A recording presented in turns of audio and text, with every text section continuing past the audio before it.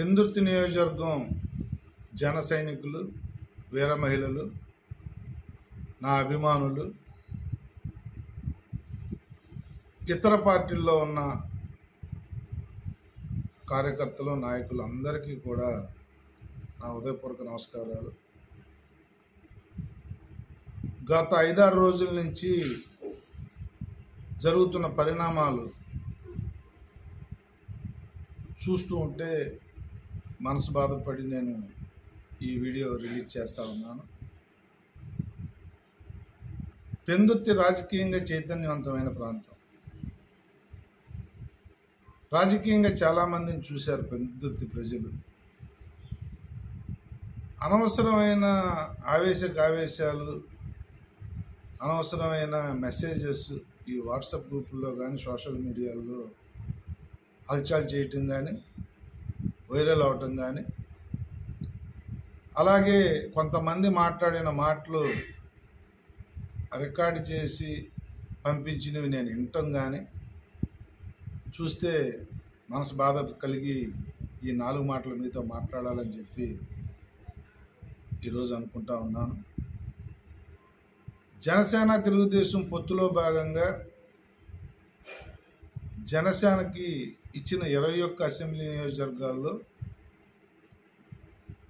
ఎక్కడ కేటాయించినా కూడా నాకు సమ్మతమే అని చెప్పి గతంలోనే 6 నెలల నుంచి నేను చెప్తా ఉన్నాను. పొత్తు ఖరారైనప్పటి నుంచి కూడా నేను అనేక మీటింగుల్లో చెప్పాను.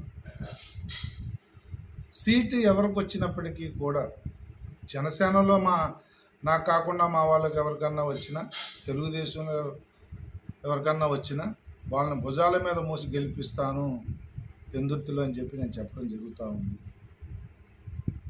దయచేసి ఈ మధ్యన ఈ సోషల్ మీడియా, వాట్సాప్లో చూస్తున్న విషయాలు చూస్తూ ఉంటే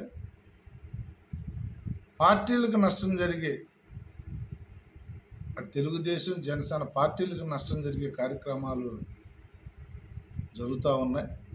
దయచేసి అందరినీ కూడా నేను చేతులు జోడించి రిక్వెస్ట్ చేస్తూ ఉన్నాను, 2 పార్టీల వాళ్ళని, ఇతర మిత్రులందరినీ కూడా. ఈ పొత్తు రాష్ట్ర శ్రేయస్సు దృష్ట్యా మన నాయకులు పెట్టుకున్న పొత్తు అని చెప్పి వాళ్ళు అనేక సందర్భాల్లో చెప్పడం జరిగింది.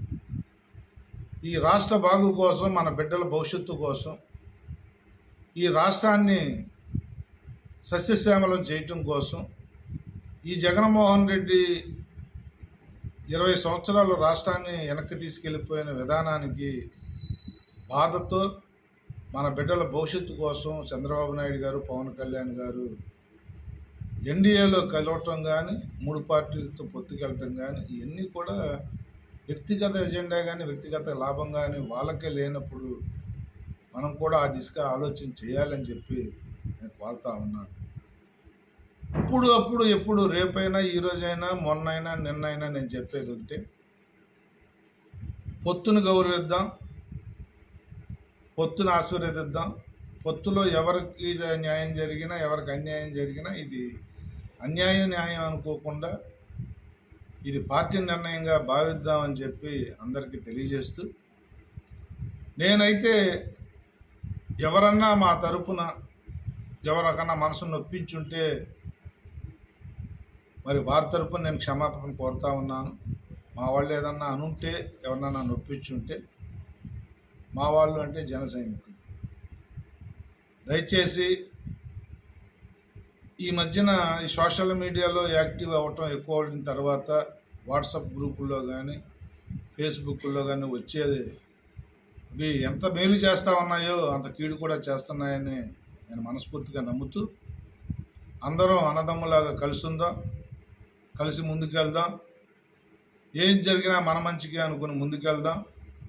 తెలుగుదేశం, బీజేపీ, జనసేన అభ్యర్థులను గెలిపించుకుందాం, ఈ పొత్తుకు గౌరవం తెద్దామని చెప్పి మనస్ఫూర్తిగా మిమ్మల్ని కోరుకుంటూ, తప్పకుండా నన్ను అర్థం చేసుకుంటారని నమ్ముతూ మీ దగ్గర సెలవు తీసుకుంటాను.